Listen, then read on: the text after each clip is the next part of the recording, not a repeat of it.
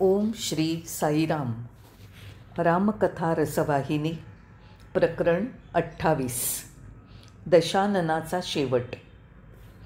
या भीषण संहाराची बातमी ऐकून रावण उद्गारला, युद्धाचा शेवट असा होईल असं कुणाला तरी वाटलं होतं का? या युद्धात एवढी प्रचंड हानी होईल असं कुणाला तरी वाटलं असेल? नरांतकाच्या मृत्यूच्या बातमीने सारी लंका हादरून गेली. दुःखी पित्याला रावणाला भेटायला आणि त्याचं सांत्वन करायला कित्येक विद्वान पंडित आले, पण त्यांचे प्रयत्न म्हणजे केवळ कालापव्यय ठरला. त्यांचा सल्ला रावणाच्या मस्तकात शिरला नाही. जेव्हा तो स्वतःच सावरला तेव्हा नरांतकाच्या पत्नीचा विलाप ऐकून तो अधिकच भडकला. क्रोधाच्या आणि प्रतिशोधाच्या ज्वाळांमध्ये तो स्वतःला विसरून गेला. रात्र सरून दिवस केव्हा उजाडला हे रावणाला समजलंच नाही. नेहमीप्रमाणे चारी प्रवेशद्वारांवर गोळा होऊन द्वारं तोडून आत प्रवेश करण्यासाठी वानर तयार होऊ लागले. रावणाने राक्षस योद्ध्यांना गोळा केलं आणि त्यांना उद्देशून म्हणाला, सैनिकांनो, युद्धाच्या कल्पनेने तुमच्या हृदयाचा थरकाप होत असेल तर तुम्ही आत्ताच निघून जाणं उत्तम. युद्ध सुरू झाल्यावर पळून जाऊ नका. तसं कराल तर मीच तुमचे तुकडे करेन. त्यांना अशा प्रकारे भीती दाखवल्याने ते शेवटपर्यंत युद्ध करतील असं त्याला वाटलं. नंतर त्याने अत्यंत वेगवान रथ आणण्याची आज्ञा दिली. त्याने रणभेरी आणि तुतार्या वाजवण्याचं फरमान सोडलं. पर्वत शिखरांवर अंधकार घनदाट व्हावा त्याप्रमाणे राक्षसांच्या रांगा चालू लागल्या. कित्येक अपशकून दिसू लागले, पण स्वतःच्या शक्तीचा अहंकार असलेल्या रावणाने त्याकडे दुर्लक्ष केलं. त्याच्या हातातली शस्त्र पडू लागली. आसनस्थ झालेला सारथी कोलमडला. युद्धभूमीवर निघालेले हत्ती घोडे भेसूर आवाजात रडू ओरडू लागले. कुत्रे आणि कोल्हे रडू लागले. लंकेचा विनाश जवळ आल्याप्रमाणे घुबडांचा अनिष्टसूचक धुतकार ऐकू येऊ लागला.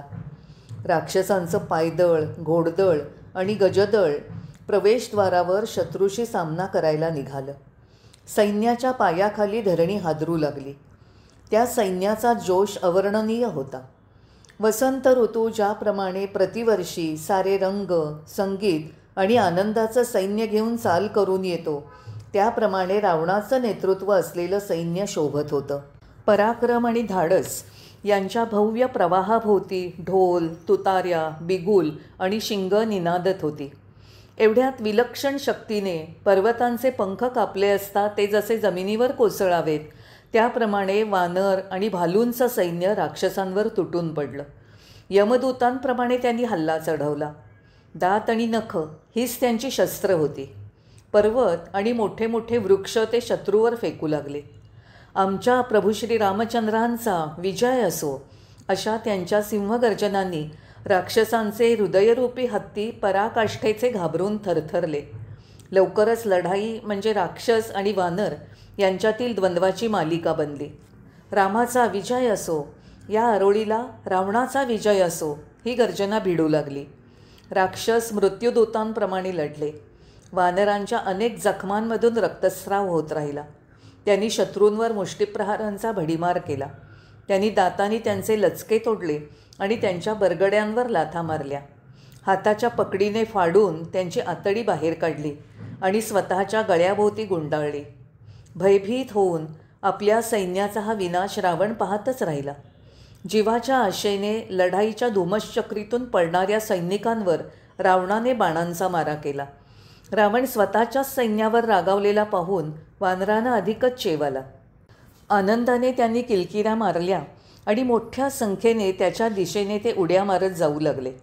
पर्वत शिखरं आणि वृक्ष त्याच्यावर नेम धरून फेकू लागले. रावणाने सर्वत्र फिरून त्याच्या सैनिकांना दृढतेने युद्धभूमीवर उभं राहायला प्रोत्साहन दिलं. त्यांच्या हल्ल्याने वानरांचीही दाणादाण उडाली. ते देखील महाराज सुग्रीव वाचवा वाचवा असं ओरडू लागले. रावणाच्या बाणांनी सर्वत्र अंधारून आलं. वानर दूरवर पळून गेले. वानर छावणीत गोंधळ उडाला. लक्ष्मणाला परिस्थितीचा अंदाज आला. धनुष्य बाण घेऊन तो सज्ज झाला. रामाला नमस्कार करून त्याच्या आशीर्वादाने तो युद्धभूमीवर गेला.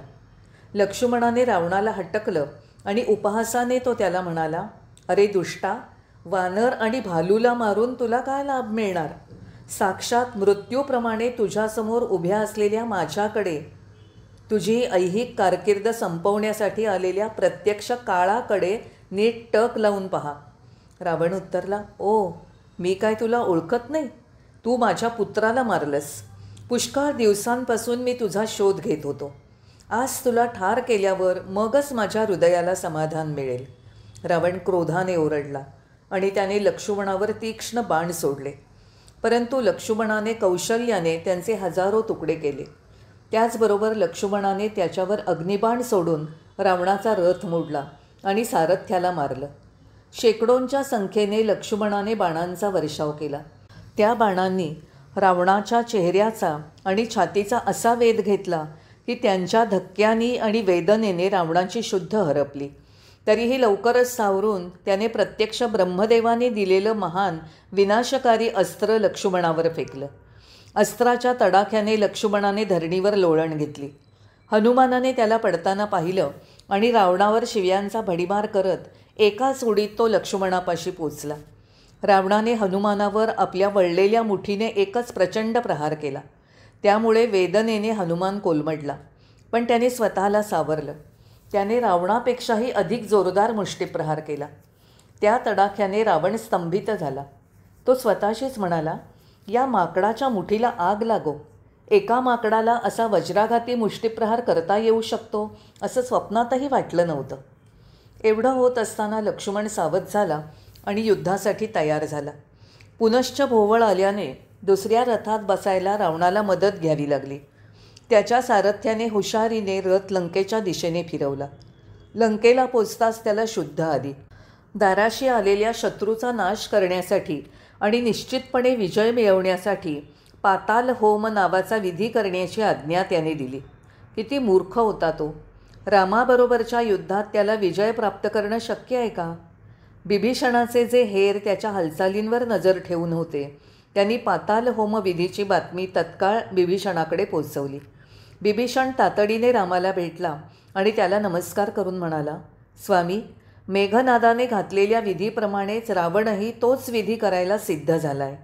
या यज्ञापासून मिळणाऱ्या लाभांपासून रावणाला वंचित करण्यासाठी हा यज्ञ देखील वानरांनी उधळून लावला पाहिजे. हा यज्ञ जर निर्विघ्नपणे पार पडला तर रावणाचा पराभव करणं खूप कठीण होईल. लवकरच दिवस उजाडला. रामाच्या आज्ञेप्रमाणे मोठं सैन्य घेऊन अंगद आणि हनुमान रावणाच्या यज्ञमंडपाकडे निघाले. मोठ्या उत्साहाने उड्या मारत आणि उड्डाण करत त्यांनी रावणाच्या राजवाड्याला वेढा घातला. भ्रष्ट यजमाना, युद्धभूमीवरून पळ काढून घरात सुरक्षितपणे तू काय आरामात ध्यान करत बसलायस? अंगदाने मोठ्या धैर्याने त्याच्याजवळ जाऊन त्याला एक लाथ मारली. रावण त्या विधीच्या प्राथमिक मौन आणि समाधीत होता. अगदी थोडी देखील हालचाल किंवा अनवधान यांनी त्याला अपात्र आणि अपवित्र बनवलं असतं आणि त्यामुळे विजय मिळवण्यासाठी जो होम तो करणार होता तो असफल झाला असता.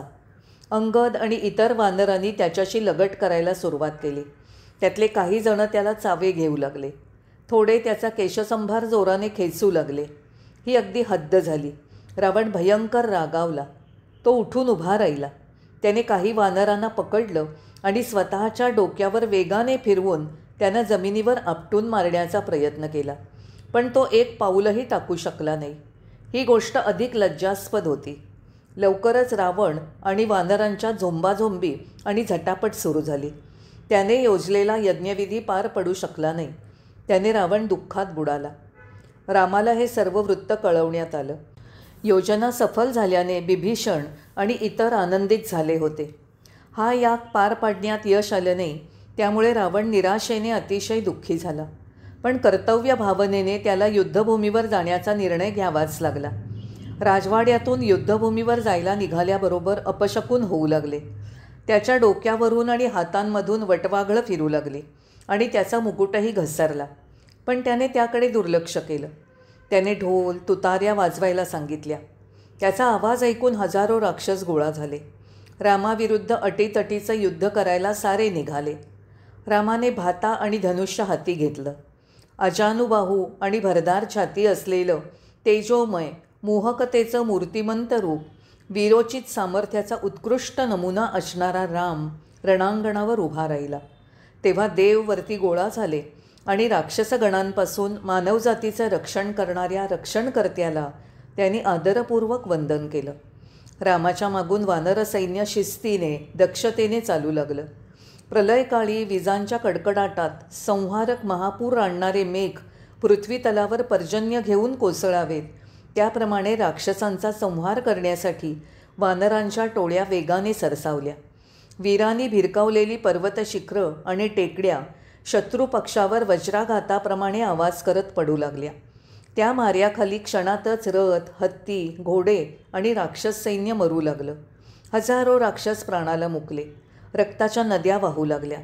रावणाचं सैन्य नष्ट झालं. रावणाला वाटलं की खूप वानर भालूंच्या सैन्यात तो एकटाच उभा आहे, म्हणून त्याने त्याच्याजवळील माईक शक्तीचा वापर करण्याचं ठरवलं. राम सोडून सर्वांवर त्याने मायाजाल फेकलं. पण रामाची इच्छा काही दुसरीच होती. त्याच्या इच्छाशक्तीने रावण जिथे कुठे नजर टाकत होता तिथे तिथे वानर सैन्याच्या विस्तीर्ण सागराचं नेतृत्व करत राम लक्ष्मण येत आहेत असंच त्याला दिसायला लागलं. त्यामुळे रावणाच्या लक्षात आलं की इथे त्याच्या मायाजालाचा काही उपयोग नाही. लवकरच रामाने वानरवीरांना एकत्र बोलवून सांगितलं, अथक युद्ध केल्यामुळे तुम्ही थकले आहात, म्हणून जा आणि विश्रांती घ्या आणि आता राम आणि रावणातलं युद्ध पहा. हे शब्द तो बोलत आहे तोच आव्हानाची आरोळी ठोकत रावण समोर उभा ठाकला. यावर हसून मृदू आवाजात राम म्हणाला, मूढा, मी जो नीतियुक्त सल्ला देतो तो प्रथम ऐक. जगात 3 प्रकारचे लोक असतात. एक पारली वृक्षाप्रमाणे असतात. त्यांना सुंदर फुलोरा येतो, पण त्या फुलांना फळं धरत नाहीत. जे नुसतंच बोलतात परंतु बोलल्याप्रमाणे थोडंसुद्धा वागत नाहीत, ते अशा वृक्षाप्रमाणे असतात. दुसरे केळीच्या झाडाप्रमाणे फुलतात आणि फळतातही. जे बोलतात आणि त्याप्रमाणे ते वागतात ते या प्रकारात मोडतात. तिसऱ्या प्रकारचे लोक फणसाच्या झाडाप्रमाणे असतात. त्या वृक्षाला फुलं येत नाहीत, फक्त फळंच लागतात. उत्तम पुरुष कधीच बडबड करत नाहीत, बढाया मारत नाही, फुशारकी करत नाहीत. ते न बोलता कार्य करतात. तू नुसताच बढाईखोर आहेस. तुझ्या अनैतिक शासनानेच हा कुलविनाश ओढवलाय. रावण हा दोषारोप निमूटपणे सहन करण्याच्या मनस्थितीत नव्हता. तो म्हणाला, काय तू मला शिकवण्याचं धाडस करतोस? असं म्हणून त्याने अपशब्दांचा भडीमार केला. अचानक त्याने रामावर जोरदार तडाखे देणाऱ्या बाणांचा जुडगा सोडला. रामाने अग्निबाणांनी त्याला प्रत्युत्तर दिलं. रामाने सोडलेल्या शस्त्राने रावणाच्या बाणांची राख झाली. रावणाने रामावर तीक्ष्ण धार असलेली अनेक धारदार चक्र आणि त्रिशूळ फेकले, परंतु त्या दुष्टात्म्याची इच्छापूर्ती झाली नाही. यावर रामाने प्रतापी धनुष्य उचललं आणि घातक बाणांचा वर्षाव केला. त्याच्या धनुष्यातून सुटलेले बाण मृत्यूदूत बनून दंश करणाऱ्या सर्पांप्रमाणे रावणावर बरसले. रामाने पाहिलं की त्याच्या बाणांनी एक मस्तक धडापासून अलग केल्याबरोबर दुसरं त्या जागी निर्माण होत आहे. आपला मृत्यू अटळ आहे याकडे दुर्लक्ष करून रावण गर्वातच बुडाला होता. त्या स्थितीतही त्याने रामाला अत्यानंदाने आव्हान दिलं. जमिनीवर लोळण घेणारी मस्तकं कुठे आहेत राम, कुठे आहे लक्ष्मण, सुग्रीव असं ओरडत होती. ते दृश्य भयानक होतं. धडांवर असलेली मस्तकं म्हणत होती, बिभीषण, आपल्या ज्येष्ठ भावाच्या सिंहासनावर बसण्यासाठी त्याच्या मृत्यूच्या बातमीची वाट पाहणाऱ्या तुझा धिक्कार असो. तू पराक्रमी पुरुष नाहीस तर भित्रा तपस्वी आहेस. कोणी तुझं मुख पाहू नये. तुझा धिक्कार असो. लवकरच गेलेली मस्तकं पुन्हा दिसू लागली. रावणाने अतुलनीय पराक्रम दाखवला.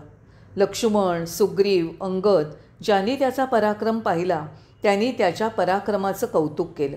शेवटी हा खेळ थांबवायचा रामाने निश्चय केला. नल, नील आणि इतर वानर त्याच्यावर मोठे मोठे शिलाखंड फेकून त्याला जखमी करत होते. पण संध्याकाळ झाल्याने युद्धविराम झाला.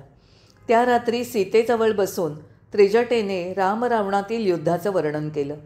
एक मस्तक उडवल्यावर दुसरं त्या जागी निर्माण होत होतं हे ऐकून सीतेचं मुखमंडल निस्तेज झालं. ती खिन्नतेत बुडाली. ते पाहून त्रिजटेला आश्चर्य वाटलं. ती म्हणाली, चिंता करू नकोस, त्याच्या हृदयात तुझी मूर्ती ठसली आहे, त्यामुळेच मस्तकं पुन्हा पुन्हा निर्माण होतात. हे ऐकून सीतेला आनंदही झाला तसंच दुःखही. त्रिजटा म्हणाली, सीते, साशंक होऊ नको, त्याचा शेवट नक्कीच आहे. रामाचा विजय निश्चित आहे. प्रत्येक बाण सोडत असताना राम देखील तुझं स्मरण करतोय. त्याच्या हृदयातही तुझी मूर्ती वास करते. म्हणून क्षणभरासाठी देखील ज्यावेळी रावणाला तुझं विस्मरण होईल त्या वेळेपर्यंत त्याचा काळ थांबेल. विस्मरण झाल्या क्षणी त्याचा शेवट होईल. दुसऱ्या दिवशी रावणाने आपलं मायाजाल पसरलं.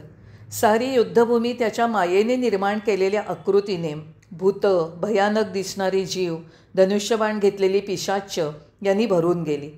एका हाती तलवार आणि दुसऱ्या हातात रक्ताळलेली मुंडकी घेऊन स्त्रियांसारखी दिसणारी भूतं रणभूमीवर नाचू लागली.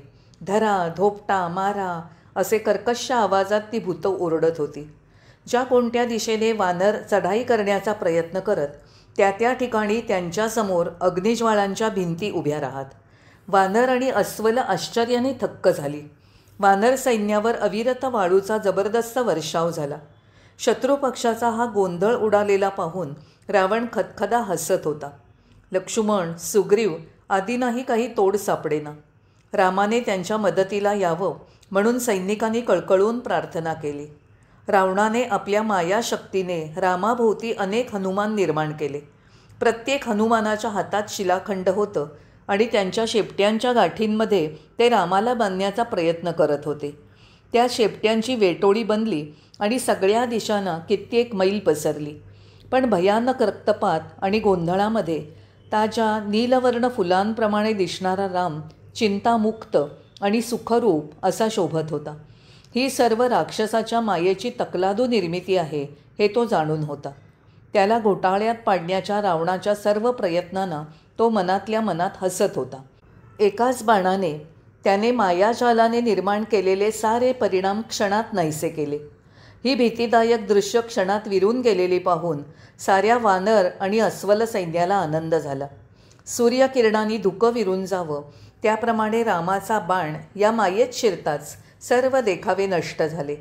वानरांनी रावणावर दगडधोंड्यांचा वर्षाव केला. शस्त्रास्त्र घेऊन ते त्याच्या भोवती नाचू लागले.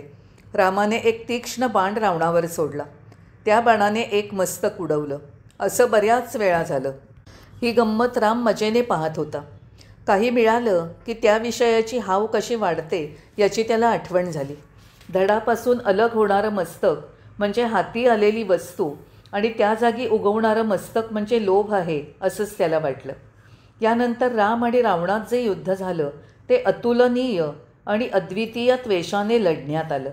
अशी म्हण आहे की महासागर आणि आकाशाची तुलना फक्त महासागर आणि आकाशाशीच होऊ शकते. त्याप्रमाणेच रामरावणातील युद्धाची तुलना फक्त रामरावणाच्या युद्धाबरोबर होऊ शकते, इतर कशाबरोबर नाही. हे युद्ध 18 दिवस झालं. या युद्धामुळे रामाला अजिबात थकावट आली नव्हती. हे युद्ध त्याच्या दृष्टीने एक करमणूक, एक खेळ होता. 14 वर्ष समाप्त व्हायला अजून काही थोडे दिवस शिल्लक होते. म्हणून वनवासाचा हा अवधी संपण्यापूर्वी तो हा युद्ध नावाचा खेळ खेळायला मोकळा होता. जर रामाने शेवट करण्याचं ठरवलं तर रावणाला त्याचा शेवट किंवा रामाचा निर्णय बदलणं कसं शक्य होणार. जेव्हा नियोजित दिवस संपले तेव्हा रावणाला सर्वत्र अपशकून दिसू लागले.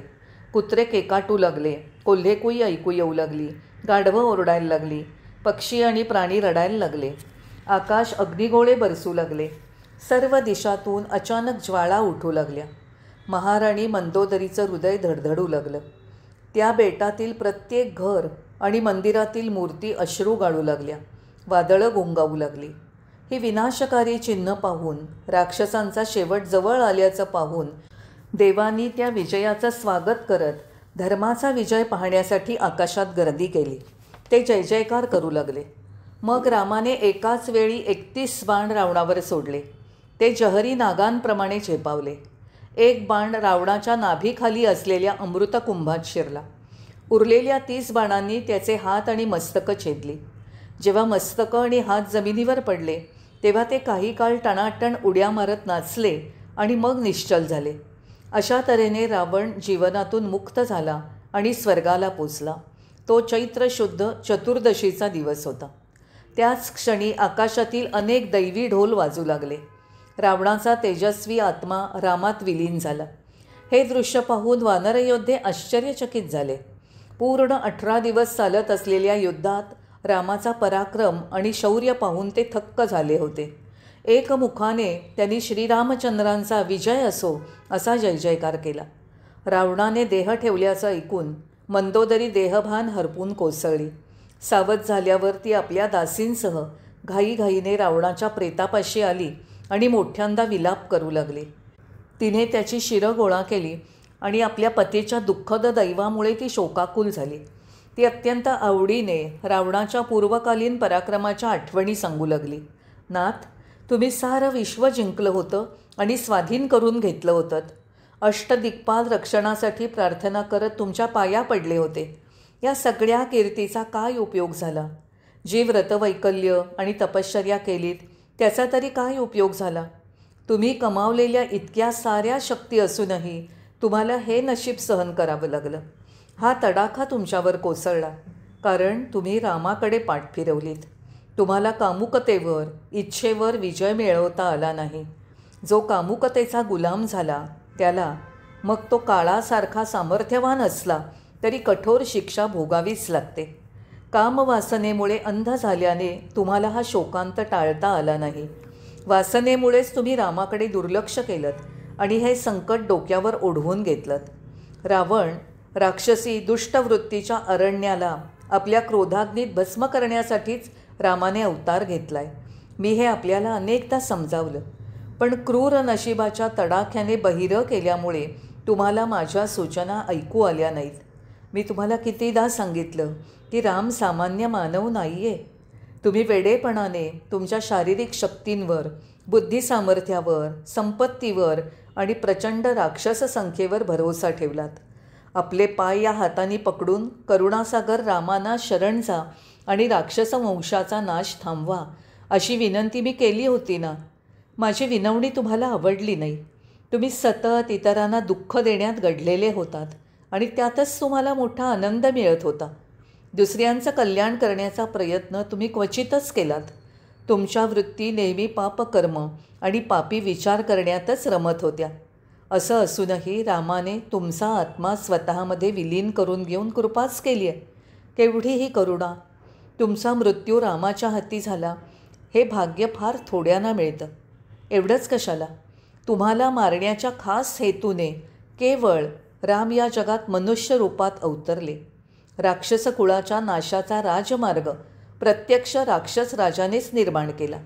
हे तुमचं अत्यंत महत्त्वाचं कार्य मानलं जाईल. तुमच्या संरक्षण कौशल्याचं हे सर्वोत्कृष्ट उदाहरण आहे. तुमच्या तपाचे आणि आध्यात्मिक साधनेचे हे अंतिम परिणाम आहेत का? रामा, कोणीही आपल्या कर्मांच्या फळापासून मुक्त राहू शकत नाही हे सिद्ध करण्यासाठीच हे सारं केलं. त्या नियमांसाठी यापेक्षा दुसरं महान उदाहरण कोणतं असू शकेल? या महान संकटाला त्यांनी जे आवाहन केलं होतं ते साऱ्यांना इथे पाहायला आणि त्यापासून शिकायला ठेवलं आहे.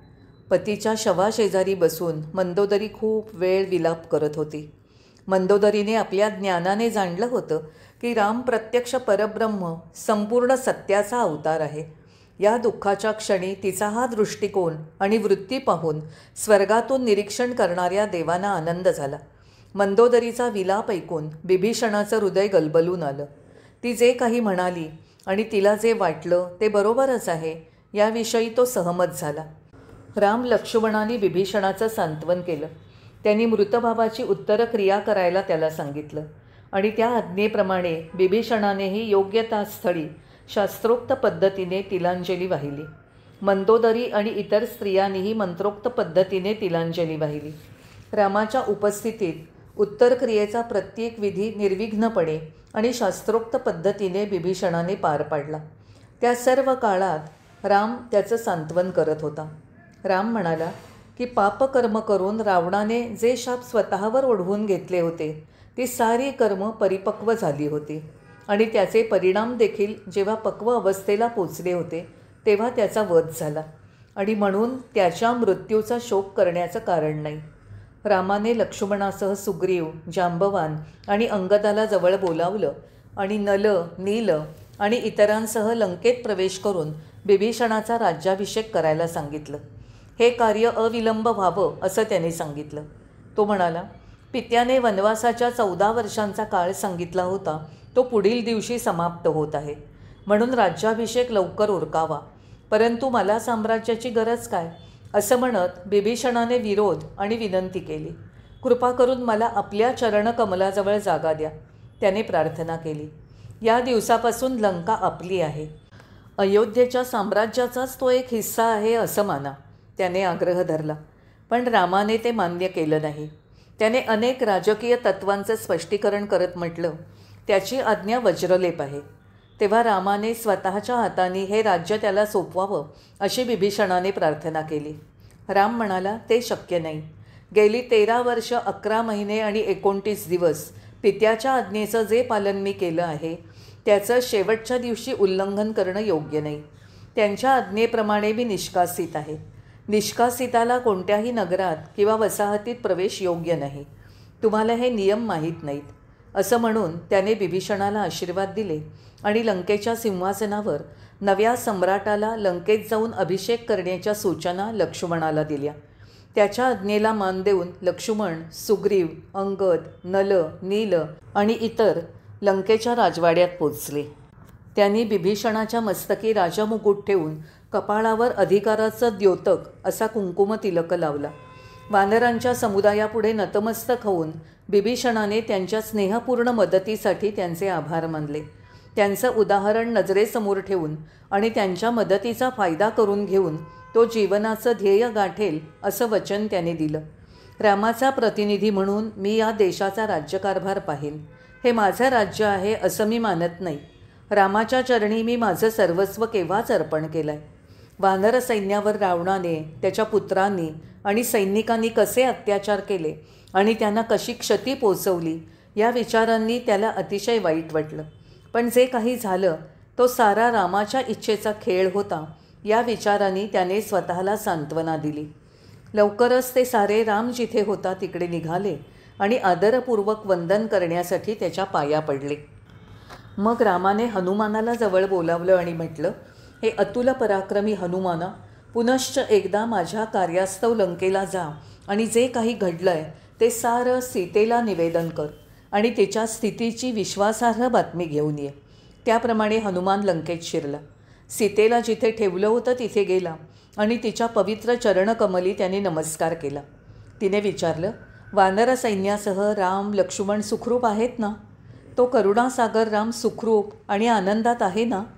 हात जोडून आणि नतमस्तक होऊन हनुमान म्हणाला, सर्व दृष्टीने राम सुखरूप आणि आनंदात आहे.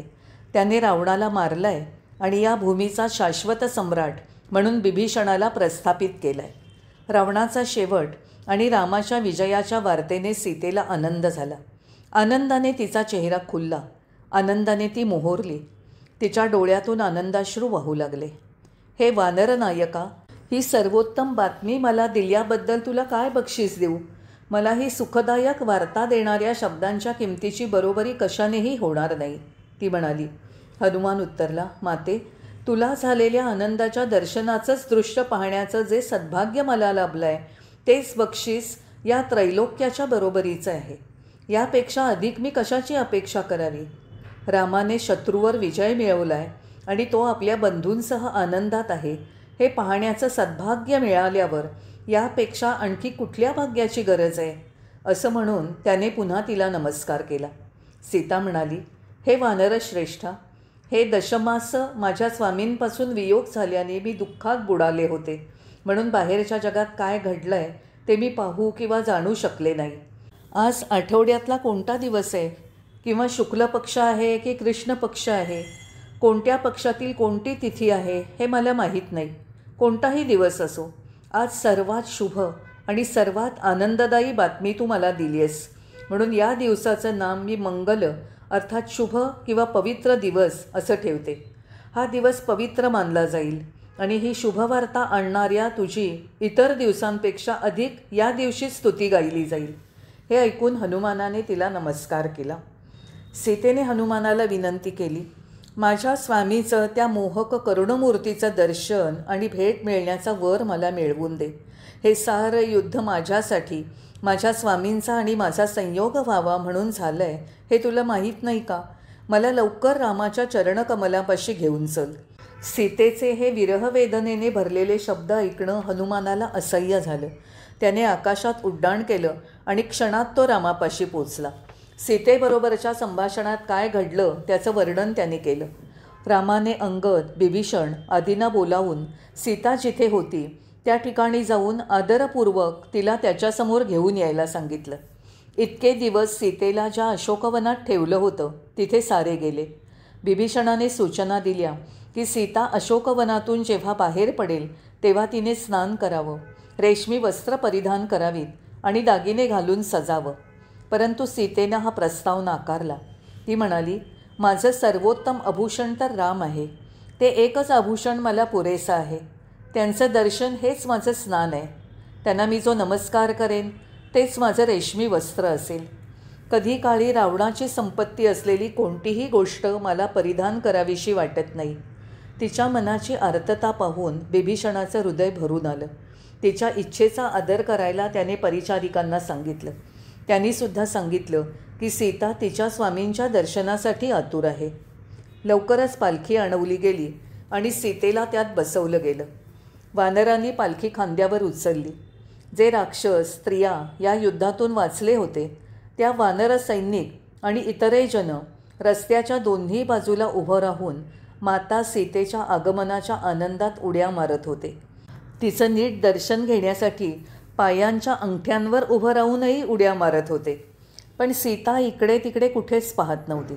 खाली मान घालून ती फक्त रामाच्याच विचारात गढून गेली होती.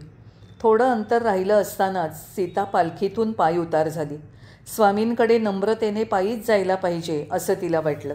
शांतपणे ती रामाकडे चालू लागली.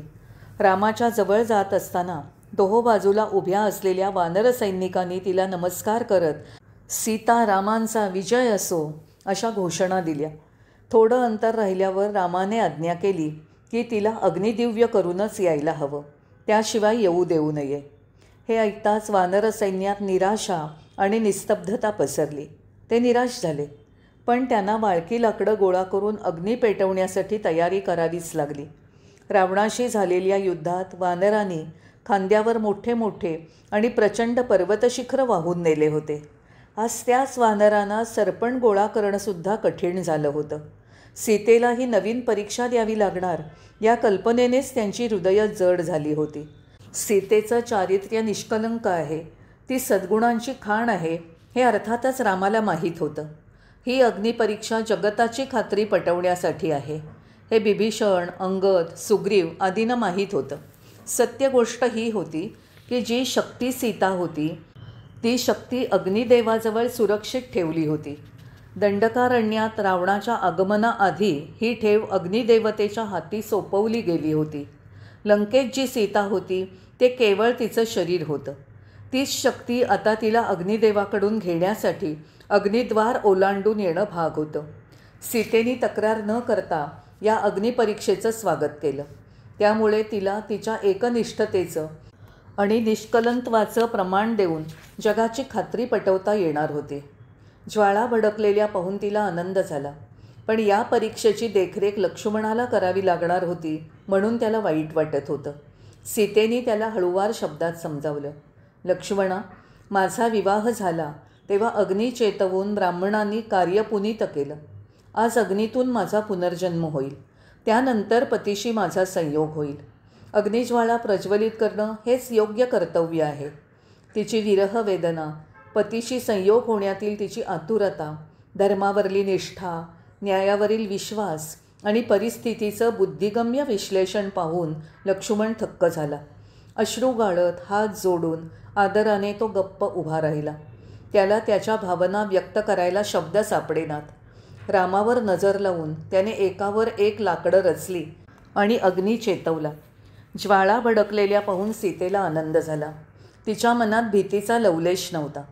भडकलेल्या अग्नीपाशी जाऊन ती म्हणाली, हे हव्य वाहना, उच्चार, आचार किंवा विचार यांनी माझे पती राम यांच्याखेरीज अन्य कुणाचं चिंतन केलेलं नाही. हे पावका, तू प्रत्येक सजीव प्राण्याच्या हृदयात निवास करतोस. मी तुझ्यात प्रवेश करीन तेव्हा माझ्याकरता चंदनगंधाप्रमाणे शीतल हो. तिने रामाला प्रणाम केला आणि अग्निप्रवेश केला. अग्निदेव ब्राह्मणाच्या रूपात खऱ्या सीतेसह प्रगट झाला आणि त्याने क्षीरसागराने लक्ष्मीला भगवान विष्णूंच्या चरणी अर्पण केलं, त्याप्रमाणे सीतेला रामाच्या चरणी अर्पण केलं. पूर्ण उमललेल्या नीलकमळा शेजारी सुवर्णकमल जसं शोभून दिसावं तशी सीता रामाच्या शेजारी शोभून दिसू लागली. आकाशात जमा झालेल्या देवांनी ढोल तुतार्या वाजवून आनंद व्यक्त केला. शहरात जाऊन पुष्पक विमानात बसणाऱ्या देवाला शोभून दिसावेत अशी वस्त्र आणि आभूषणं घेऊन विभीषण आला.